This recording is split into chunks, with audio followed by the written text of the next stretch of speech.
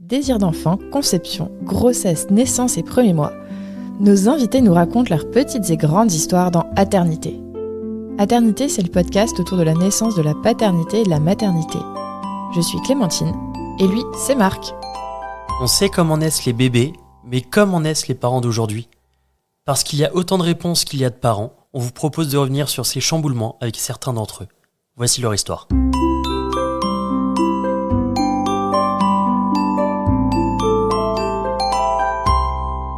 Alors précédemment dans Aternité, on a vu comment on s'était rencontrés sur un site de petites annonces obscures pour rechercher. Le Bon Coin, ouais. Voilà. Non, le Bon Coin c'est vachement moins obscur que le truc. D'ailleurs, un jour on est retourné pour voir si ça existait toujours. Le truc a été fermé, tu vois. Donc, tu sais, parce que tu voulais être cette success story où tu leur envoies un message pour leur dire, tu vois, on s'est rencontrés, on s'est mariés sur votre site pourri là. Mais en fait, non, le truc n'existe pas. C'est donc, dommage.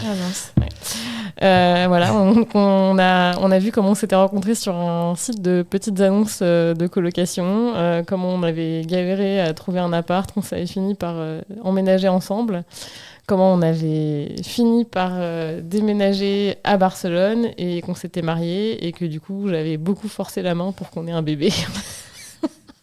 En gros. Qui est arrivé du premier coup. Qui arrivait du premier coup, mais vraiment du premier coup. Hein. C'est-à-dire que, genre, moi, j'avais la date. Donc, il te dit, l'appli te dit, ça, c'est la meilleure date. Donc, là, du coup, tu dis à Manu, oui, c'est la meilleure date. Allez, sprint. Là, tu l'avais informé. Ah, bah oui, C'est non, mais maintenant. oui. Là, non, c'est... oui. Ah, non, Non, mais c'est pas qu'elle m'avait informé, c'est que moi, j'avais dit, OK, à cette date-là, on est là. Ouais, mais si tu veux, c'était du genre, tous les mois, quand la date fatidique revenait, je lui disais, oui, c'est la date fatidique. Il me disait, non. Bon, OK. Pourquoi ? Qu'est-ce qui te freinait ?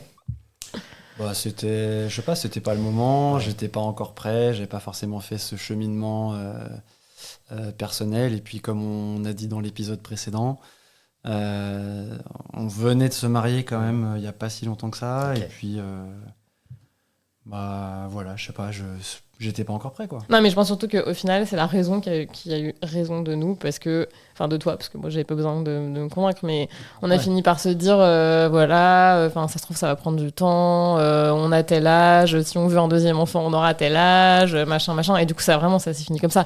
Si on a besoin de déménager, imagine c'est dans combien de temps, enfin on faisait des calculs, tu vois. Et du coup on se disait, bon, en gros, si on s'aimait maintenant, potentiellement c'est mieux, tu vois. Mais après, on sortait de périodes aussi perturbantes. On est début 2022.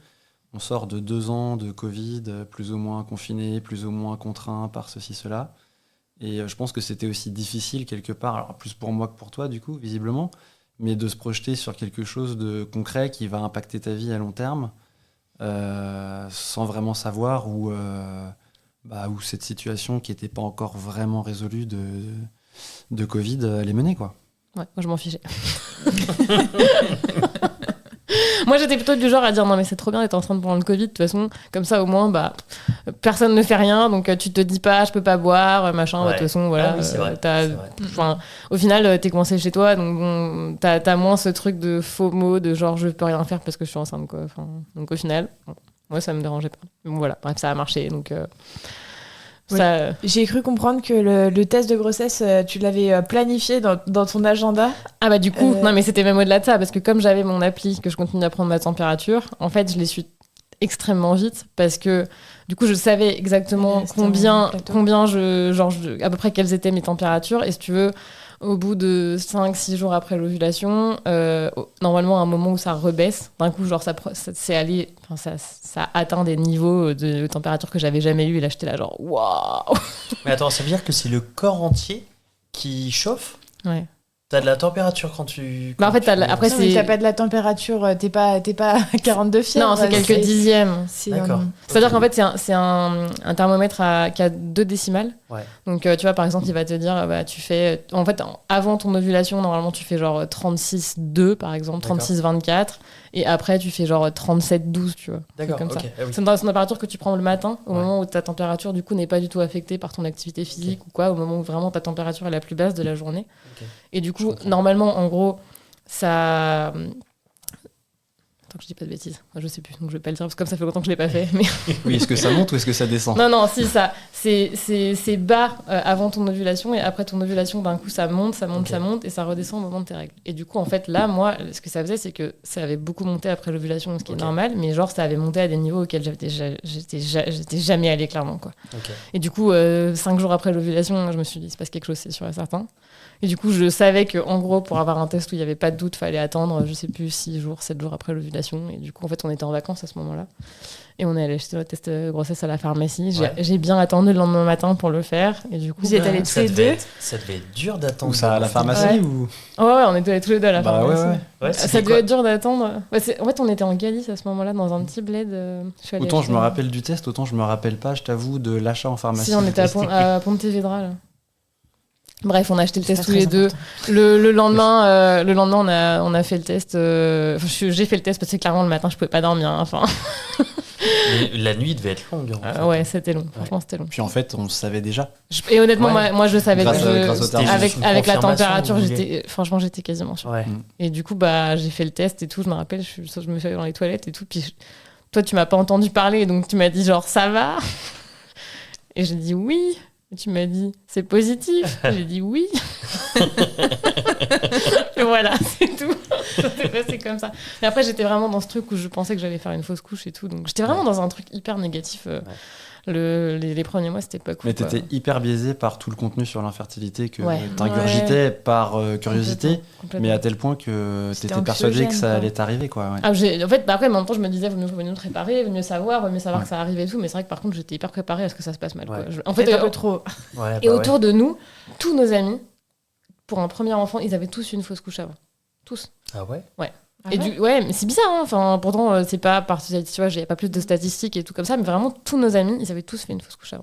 Tous ceux qui avaient eu un enfant au final. Donc, bon, c'est sûr que du coup, moi, j'étais limite à me dire, ça ne peut pas marcher du premier coup, c'est pas possible, tu vois.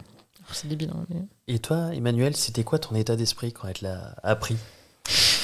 Comme je te disais à l'instant, en fait, on savait déjà à 99%. Donc, le test était une simple confirmation. Ouais. Et quelque part, depuis quelques jours, en fait, on savait déjà que notre vie allait changer. Et vous puis, saviez ça pas a pas raté, comment. quoi. Mais en même temps, ça te paraît tellement loin parce que en le fait... test est positif, mais tu te dis, bon, attends, là, de toute façon, 3 mois, 6 mois, 9 mois. tu comptes les mois et aujourd'hui, on était au mois d'avril et tu te dis, c'est pour genre Noël. Enfin, ça te paraît hyper loin, quoi. Noël. Et ça l'est. T'essaies de te mettre dans l'ambiance de Noël et genre, c'est loin, quoi. Enfin, je trouve qu'au début, ça reste très, très, très virtuel quand même. Hein. Ouais, puis même de vraiment savoir qu'est-ce que c'est qu'avoir un bébé finalement. Totalement virtuel, totalement. Tu sais qu'il faut acheter un lit. Alors, tu penses au truc que tu dois acheter, alors qu'en vrai, c'est pas très important. C'est vrai. Non, mais c'est vrai qu'au début, c'est virtuel. Ça devenait moins virtuel au bout d'un mois quand j'ai commencé à vomir et que ça s'est jamais arrêté. Ouais. Quoi. Ah ouais. Oh là là, t'as eu. L'hyperémèse gravidique. Mais je sais, en fait, personne n'a jamais mis de mots dessus, du mais premier coup. ouais, pas mal. Après, moi, personne m'a jamais mis de mots dessus, mais c'est juste qu'en fait, tu vois, genre j'ai commencé à vomir. Au début, on te dit, ça va s'arrêter, puis en fait, genre juste les mois passent, ça s'arrête pas, quoi. Donc moi, j'ai vomi jusqu'à la veille de l'accouchement tous les jours, quoi. La joie, le bonheur. Ça devait être pénible, ouais. En fait, à la fin, ça fait tellement partie de ta vie. Là où c'est devenu difficile pour moi, ça a été de par le fait qu'au bout d'un moment, quand tout le monde te dit c'est censé s'arrêter, moi, j'ai fini par me dire, mais en fait, ça se trouve, ça n'a rien à voir avec la grossesse, ça se trouve, j'ai un problème, tu vois. Et personne n'est capable de me dire ce que c'est. Parce que je voyais pas franchement en quoi c'était relié à ma grossesse. Alors finalement... Tu pensais que c'était caché par la grossesse? Non, mais je me disais, ça se trouve, c'est un truc qui est totalement étranger à ma grossesse. Juste, j'ai un problème digestif, tu vois, qui fait que je vomis tout le temps, tu vois. Parce on était dans l'angoisse que ça s'arrête pas, en fait. J'avais une fois que l'accouchement était passé. J'avais peur que ça ne s'arrête jamais. Et parce qu'en même temps, on te dit que ça doit s'arrêter et ça s'arrête pas. Et toi, en plus, c'était dur pour toi parce que toi, t'es un peu un phobique du vomi. Après, je connais peu de gens qui aiment vraiment ça, mais... C'est le bruit qui te fait mal. C'est un peu tout. Le bruit, la texture... sur les oreilles.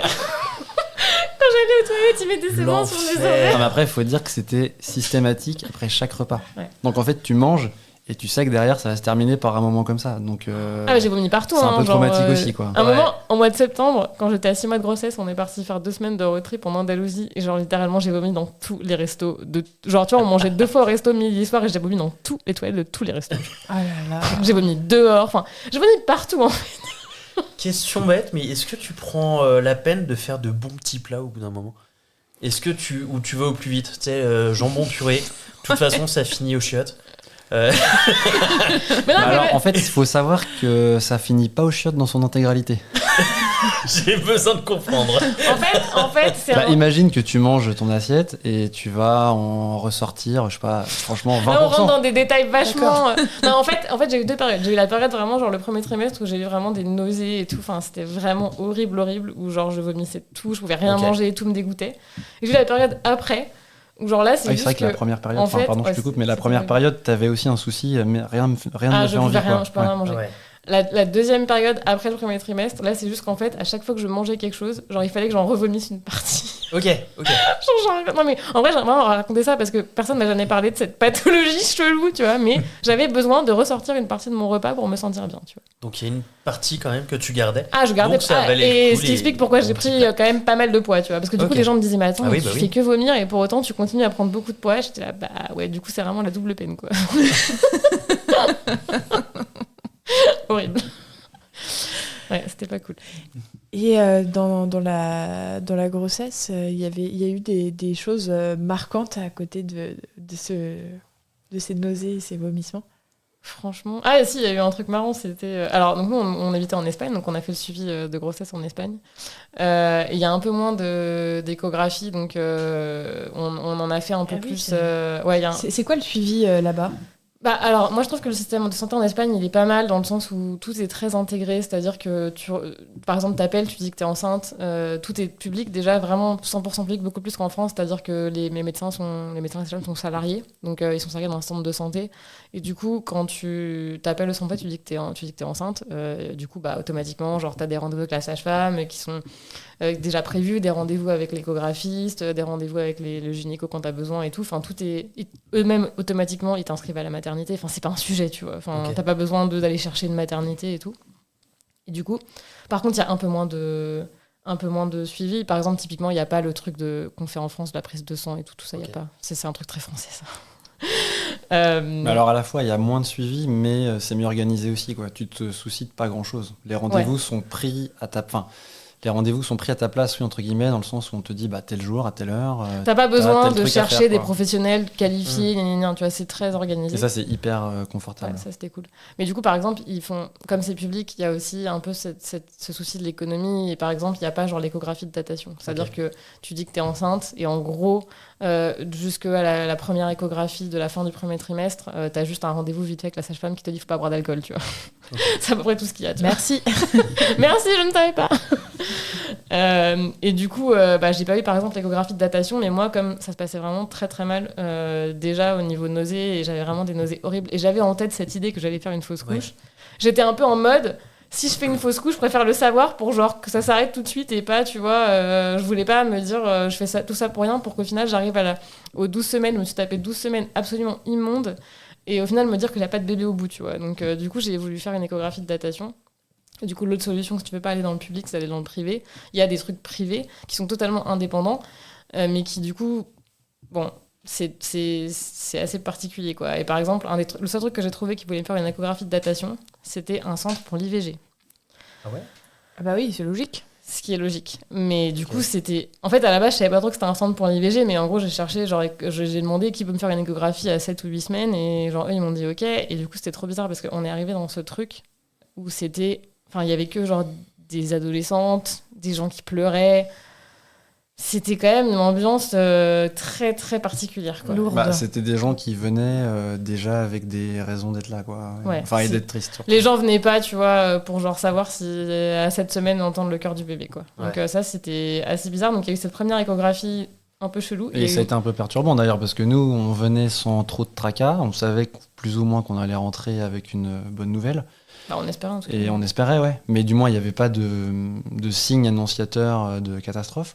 Et on a été pendant, je sais pas, 1 heure dans une salle d'attente entouré de gens qui étaient, eux, dans un mal très profond. Et franchement, c'est pas beau à voir, quoi. Ouais. Donc il y a eu cette première échographie privée qui était un peu badante. Il y a eu une deuxième échographie privée qui, là, était totalement un autre délire. C'est qu'en Espagne, du coup...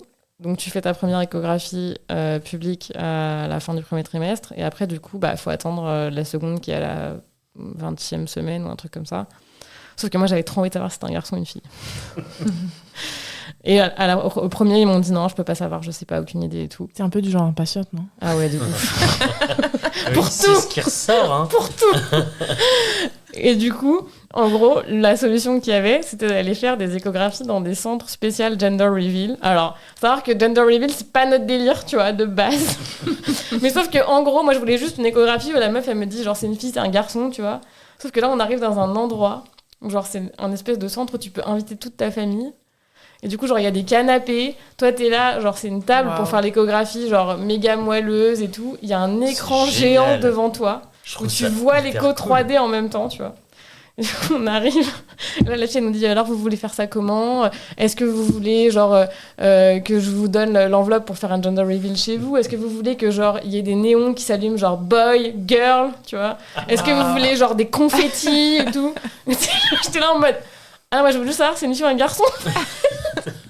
Ambiance à l'inverse total de ce qu'on avait vécu la première fois dans le premier centre, quoi. Trop bizarre. Après, tu pouvais genre ramener le moulage de ton fœtus chez toi. Sérieux?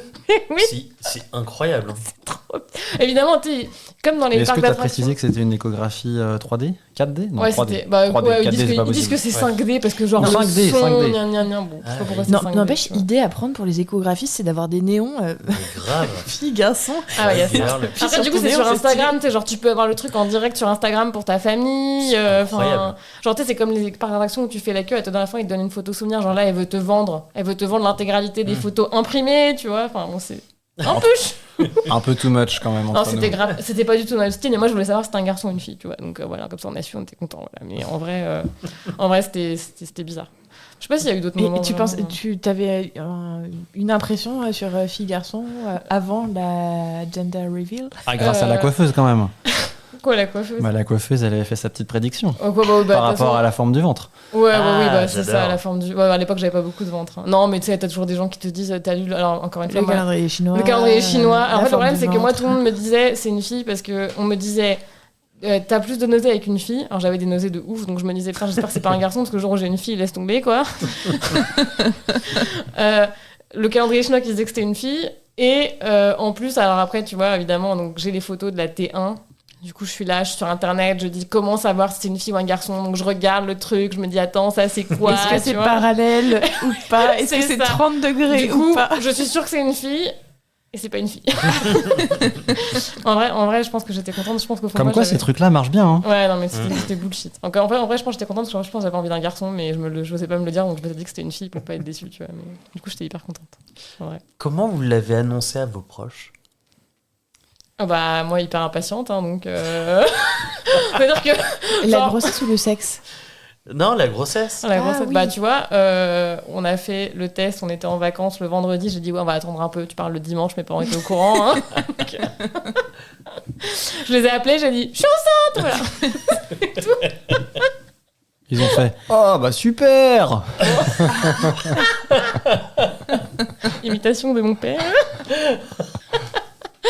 Non, bah non, on l'a dit comme ça. En vrai, on n'est pas très, tu vois, genre on n'est pas trop à en faire des caisses sur des trucs. Ouais. Enfin, non, ça nous correspond pas trop en fait. Toi, je suis sûr que tu te rappelles même pas comment tu l'as dit de tes parents. Non, franchement, non. Ouais, on est d'accord. Ouais, ça m'étonne pas. Bah voilà, donc. Belle histoire. Mais c'est une très belle histoire. Ouais, c'est vrai que c'est touchant. Il y a un petit truc. Hein. Et c'est pareil, comment on l'annonce à nos parents, bah, sur Messenger après l'échographie en mode vous croyez que c'est une fille ou un garçon? Et bah c'est un garçon, voilà. C'est pas très fun, hein. C'est cool. Non, à part ça, franchement, je pense pas qu'il y ait eu de moment de la grossesse. Enfin, ça commence à faire, mais tu te rappelles toi d'autres choses? Moi, je pense pas. Non, après, pour revenir sur la question du sexe et de l'annonce, je pense qu'on avait tellement aussi de priorités ailleurs que sur ça, notamment sur la bonne santé, l'enfant ouais. et tout, Ouais. qu'en fait, en tout cas, moi, c'est ce qui me parlait, le sexe, c'était presque anecdotique, en fait, Après, parce faut que de quand toute même façon, savoir que- tu maîtrises pas du tout ce truc-là, enfin, tu maîtrises rien, mais tout ce que tu peux espérer, c'est déjà que l'enfant soit en bonne santé, Ouais.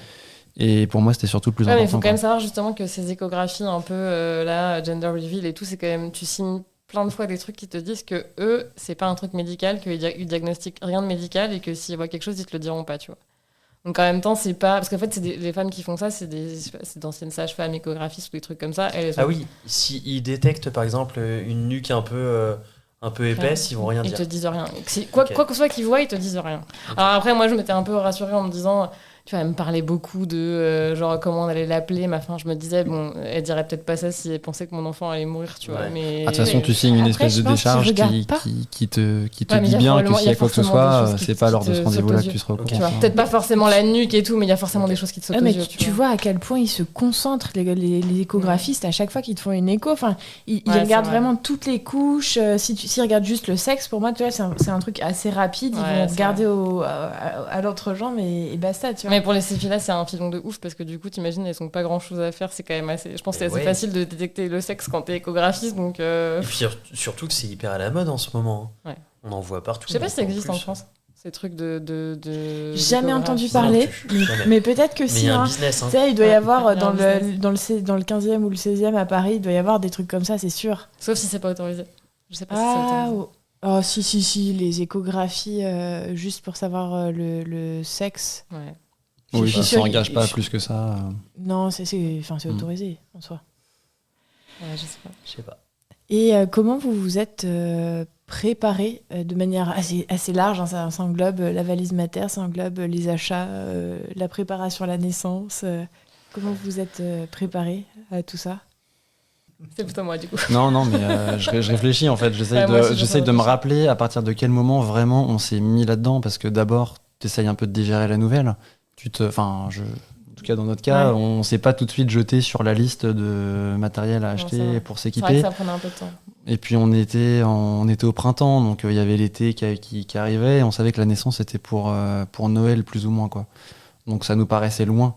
Et Si, après l'été, je pense qu'on s'y est mis. oui, mais voilà, on a laissé passer l'été. Et après, je pense qu'à l'automne, là, on s'est dit merde, on est peut-être un peu en retard pour le coup là. Ça fait 6 mois que t'es enceinte. Non, on n'était pas en retard, mais franchement, le matériel, j'ai pas plus de souvenirs que ça. Après, il y a eu plus l'accouchement, où moi, du coup, j'étais dans un délire très, très pas de péridurale et tout. Physio. Voilà, très physio. Et comment ça se passe en Espagne? Il y a des cours de préparation à l'accouchement. Qu'est-ce qui est différent? Enfin, tu n'as peut-être pas le point de comparaison, mais du coup, comment ça se passe en Espagne? Alors après, il faut savoir aussi que c'était encore un peu ambiance Covid. Ah donc ouais. normalement, c'est des cours en présentiel. Là, c'était des cours en visio. Oh là là. On avait une visio tous les mardis pendant 8 ou 9 semaines, un truc Ouais. comme ça. Hein. C'est déjà ça. Hein. Ouais, non, mais en vrai, c'est déjà ça. Après, pour moi qui était vraiment à fond dedans, je trouvais ça un peu plan-plan, tu vois. Mais bon, je pense que c'est souvent le cas des cours de préparation à l'accouchement. Ouais, mais après, nous, on était déjà particulièrement intéressés par le sujet, donc on avait l'impression de Ouais, c'est pas un apprendre peu grand-chose. marrant. Mais c'est nécessaire de passer par ces étapes-là Ouais, quand je même. suis d'accord. Bah, c'est la base en fait. Si tu l'as pas Ouais, c'est ça. en futur parent, bon, tu te débrouilles quand même très bien, je pense. Mais Non, mais oui, c'est ça. Bah, après, bon, moi, j'étais vraiment à fond dedans. J'avais pas mal de comptes Instagram. Manon, si tu m'écoutes, Manon de Naissance Magique. On l'embrasse big maintenant. up. Pierre, nous pris- aussi. J'avais pris le pack de vidéos de Manon. J'avais aussi pas mal de comptes anglophones sur le sujet. Et en fait, à partir du moment... Je pense que ça a été difficile pour moi de m'y mettre jusqu'au moment où j'étais en congé maternité. Parce que, je sais pas, j'avais 10 000 trucs en tête. En plus, moi, j'étais dans un boulot où on était très focus sur Black Friday. Et du coup, bah, évidemment, ça tombait pile au moment de Black Friday. Donc, j'étais au bout de ma vie, quoi. Les dernières semaines, tout le monde me saoulait avec Black Friday. Il fallait que ce soit fini avant que je parte en congé et tout. J'avais envie de mourir, quoi. Du coup, tu sais, j'étais vraiment, je sais pas, j'étais plus dedans. Et en fait, il a vraiment fallu que je coupe complètement et que j'arrête complètement le travail pour essayer de me mettre dans ce truc de genre, je vais vraiment accoucher. Et là, j'ai commencé, du coup, à me préparer. Mais après, Mais on a fait 2-3 trucs aussi en parallèle de l'hôpital public pour se préparer. le truc d'hypnose. Bah, je sais plus, des espèces de groupes, de rencontres avec d'autres parents qui sont dans la même situation. Et trop bien. un animateur qui nous parle de comment ça va se passer, quoi. Le truc qu'on a fait au mois de... C'est quoi? C'est des groupes de parole ou c'était plutôt une C'est des une groupes réunion de sur parole un et sujet? plus ou moins d'exercices. Non, c'est des exercices, ouais. Ouais. Genre des exercices du genre comment gérer. Après, c'est bizarre parce que tu vois, par exemple, comment gérer la douleur. Moi, j'ai l'impression d'avoir été hyper préparée, mais mentalement, parce que ça allait être l'accouchement sans physio, mais pas du tout physiquement. C'est-à-dire qu'un truc que je reproche beaucoup à tout ce que j'ai pu faire en préparation à la naissance, c'est que en fait, oui, j'étais à fond dans ce truc de genre je peux y arriver, et du coup, je suis partie vraiment dans la fleur au fusil en mode genre ça va être facile, genre ça va être un moment incroyable et tout. Nous spoil pas trop, hein. Mais je suis partie la fleur au fusil, tu vois.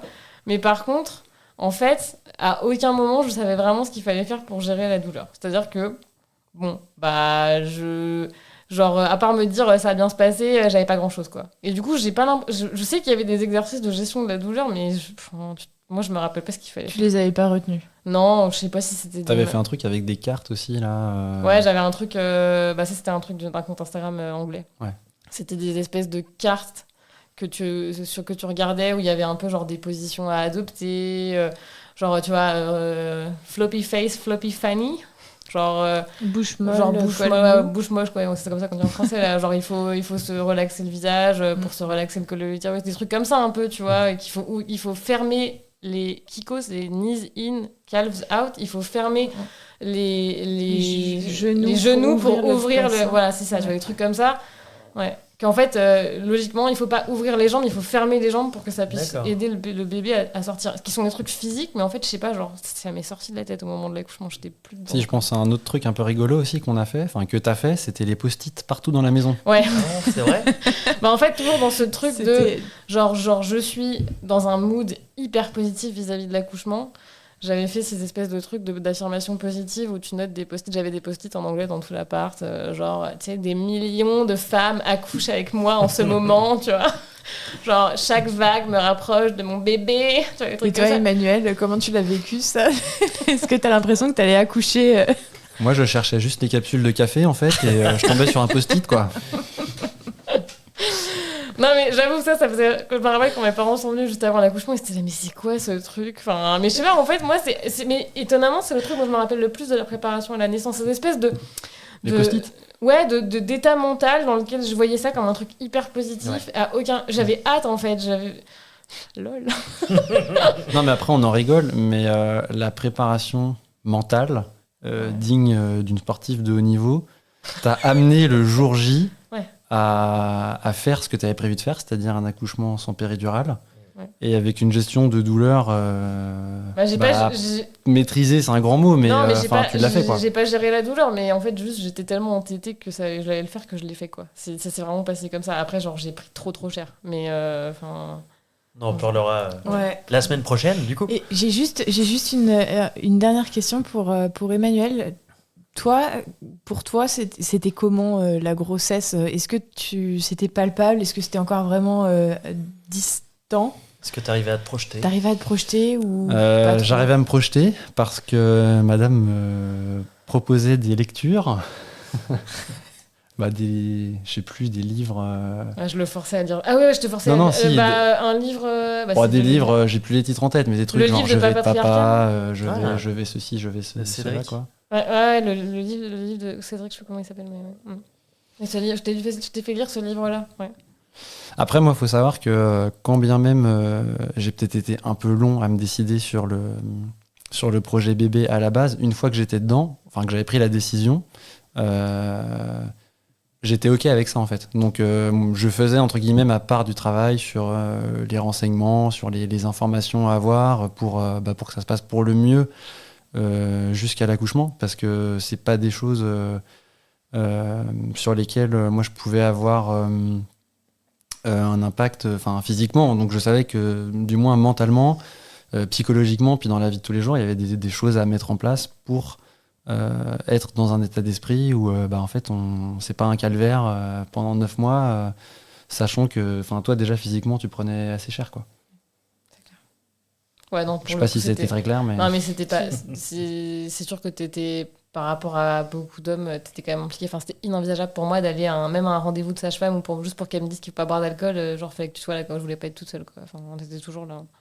Et après, ça fait partie aussi de la chance qu'on a parce qu'on est flexible au niveau du travail. Mais t'es venu à tous les rendez-vous, clairement. Ouais, et puis j'avais à cœur de le faire. Enfin, comme je te disais là, il y a 2 secondes, le moment où j'ai senti qu'on pouvait y aller sur ce projet, en fait, ça signifiait que je m'impliquais. C'était pas juste je donnais mon OK et puis voilà, on verra ce qui se passe.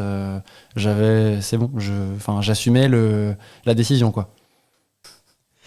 On s'arrête là pour aujourd'hui. On vous dit à la semaine prochaine pour la suite. Bisous. Bisous. Salut. Salut.